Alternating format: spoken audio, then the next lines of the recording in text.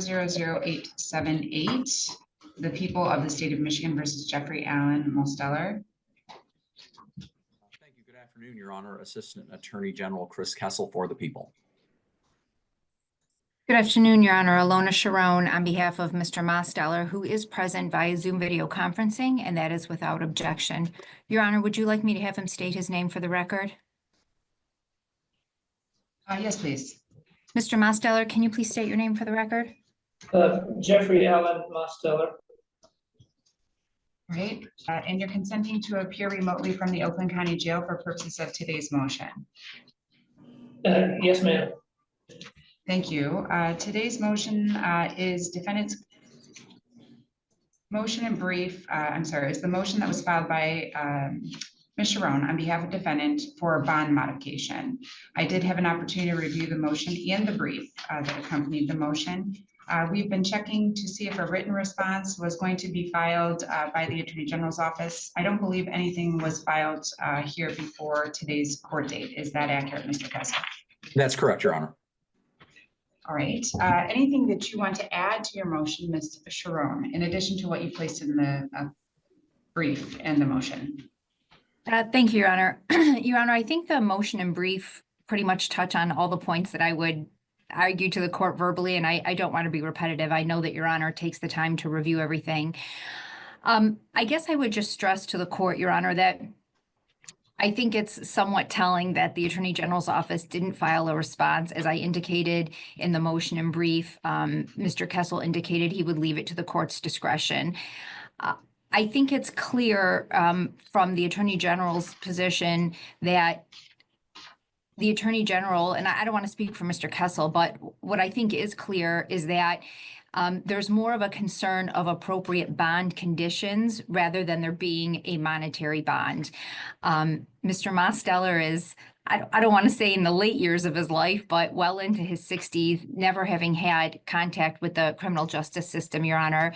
And I think as Mr. Kessel recognized at the arraignment, this is not your typical second-degree murder case, Your Honor. And I think given all those facts as laid out in the brief, and as recommended by pretrial services, a personal bond with the appropriate conditions can accomplish what bond is meant to accomplish.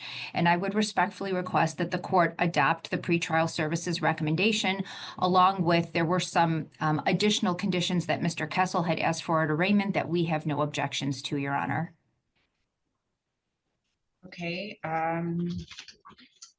I believe it was listed in your motion, actually, that one of the conditions that had been requested by the state was that beyond prohibiting any contact between the defendant and the Oxford Center or any of the locations here in the state of Michigan, there was a broader request that was made by the state that he not be involved with any hyperbaric chamber treatments of any kind or any kind of oxidant treatment anywhere. Is that specifically what you're referring to, Ms. Sharon? It is, Your Honor. And, at the time, I didn't have a transcript. I was going off of watching a video of the arraignment. So I was trying to quote as directly as I could while watching the video. I do think I was accurate, though. And we have no objection to that additional bond condition. Mr. Kessel, was there anything beyond that condition that you recall requesting at the time of the arraignment that perhaps was not considered when the order was put in place? Judge, the only thing that I would request, I guess, additionally, and I think it is something that the magistrate in this case did make a condition of bond for all of the defendants, is that there is some, and sorry, Judge, can you hear me? I'm sorry, yes, it just was cutting out a little bit. So of course I want to make sure that we have a very clear record here because I'm permitting the use of Zoom. So if you want to just start that part right over, it was something you indicated you believe the magistrate touched on, but I didn't get a clear sense of what you were saying after that. Sure, of course. Something that the magistrate ordered that we, and I spoke with Ms. Sharon about this as well, that we were very much in support of, was the idea of some sort of tethering device so that we could ensure that this defendant, and quite frankly, all the defendants, their whereabouts could be accounted for. Obviously, as Ms. Sharon said, this case is, unique for a number of reasons. But that is why at the arraignment, my office, and obviously I was there, we didn't take a specific position on bond. You know, our biggest concern again for this defendant is we want to make sure that flight is not something that needs to be worried about. So to the extent that we would leave this matter in the court's discretion, we would, but we certainly would ask for those conditions that we talked about at the arraignment and a tethering device as well. And Your Honor, I don't think I specifically mentioned the tether because I did just kind of mention the umbrella of what pretrial services had requested. And I feel very confident that that was part of the conditions that pretrial services had recommended. And as I indicated, we have no objections to any of the conditions that pretrial services requested or that Mr. Kessel has requested. So we have no objection to a tether. I would also indicate to the court that Mr. Mosteller is more than willing to turn over his passport, although my understanding is that it's expired, so it wouldn't help him get anywhere anyway. But my understanding from speaking with his partner is that his passport is not even valid at this time.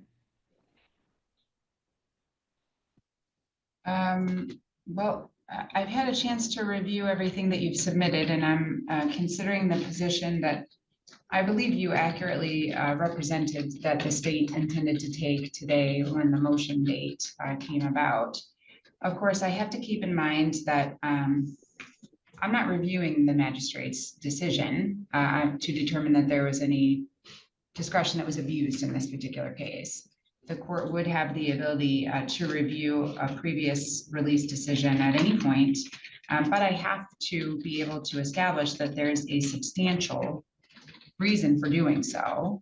I think that Ms. Sharon appropriately outlined a number of factors that the court is really required to consider. I don't want to take the position that they were not considered at the time of the arraignment. I don't think that that's true.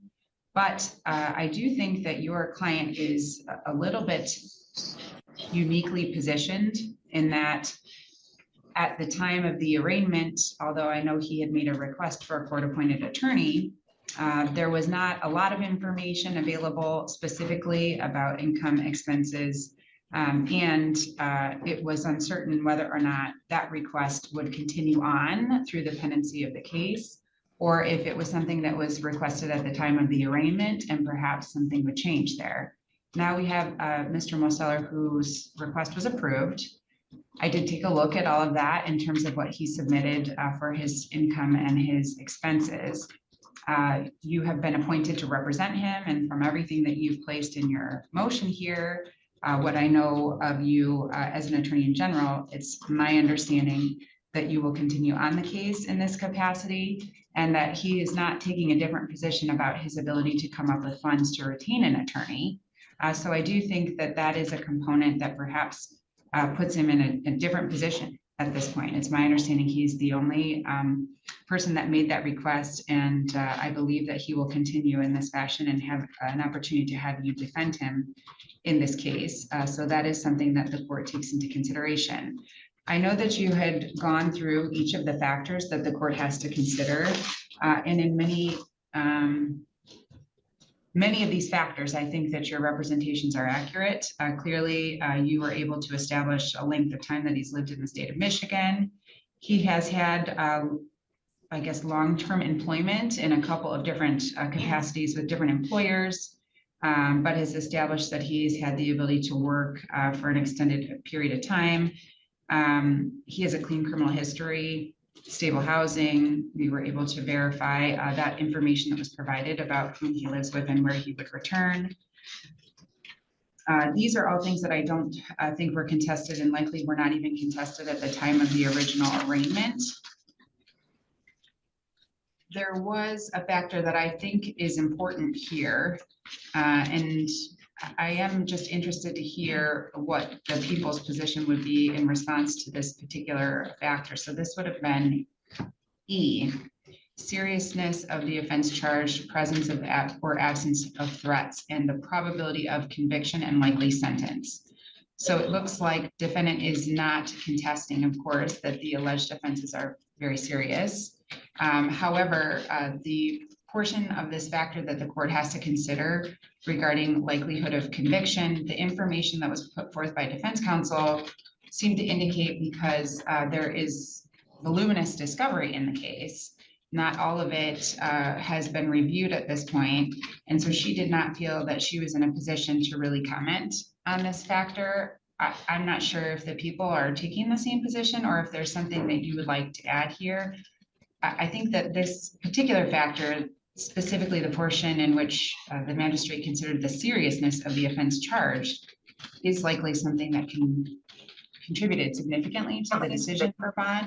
And so I'm just curious, Mr. Kessel, if you are weighing in on anything in this factor, specifically as it relates to the likelihood of conviction. Well, Judge, I will say that I know Ms. Sharon saw the arraignment. Obviously, as I said then, and I'll say now, these are obviously incredibly serious charges that all the defendants are charged with.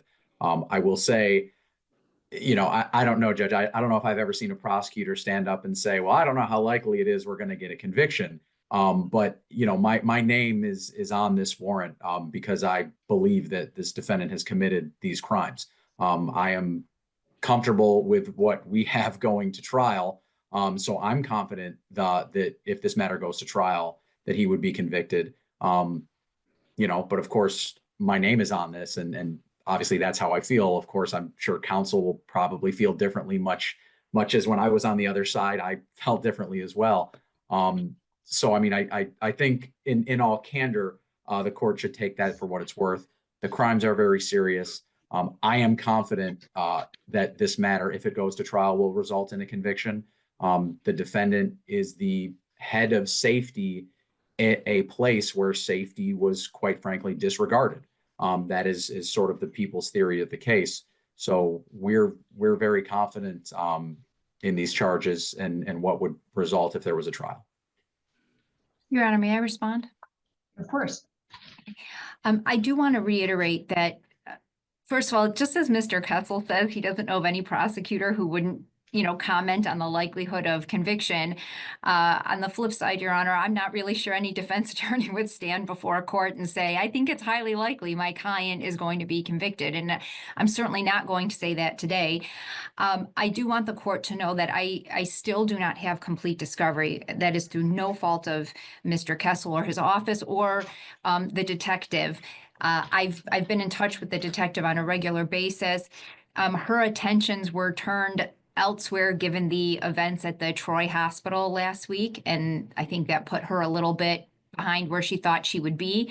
But she and I have been in constant contact, and I have an appointment to pick up the hard drive that I had delivered to her to pick it up on Friday. But that also means that I'm missing a tremendous amount of discovery still, again, through no fault of anybody. But I think what is of the most importance is the fact that Mr. Mosteller is entitled to the presumption of innocence at this point in time. Up until the jury renders a verdict, he's entitled to a presumption of innocence. My impression is that this is going to be a very scientifically intense case, along with all of the review of the discovery. Experts are going to be needed. So I think and I certainly respect Mr. Kessel's position, but also the fact that Mr. Mosteller is charged in the alternative, I think certainly raises a question of the likelihood of conviction on the more serious charge. And certainly his likely sentence, if convicted of the lesser charge, is just a whole different ballgame, Your Honor, especially considering the fact that he has no criminal history. So given those facts and the fact that the court can take adequate steps to ensure Mr. Mosteller's appearance going forward, I really think factor E doesn't favor a monetary bond. Certainly the court can place a GPS tether on him, and he really has no resources to even use to flee, on top of the fact that he doesn't even have a valid passport.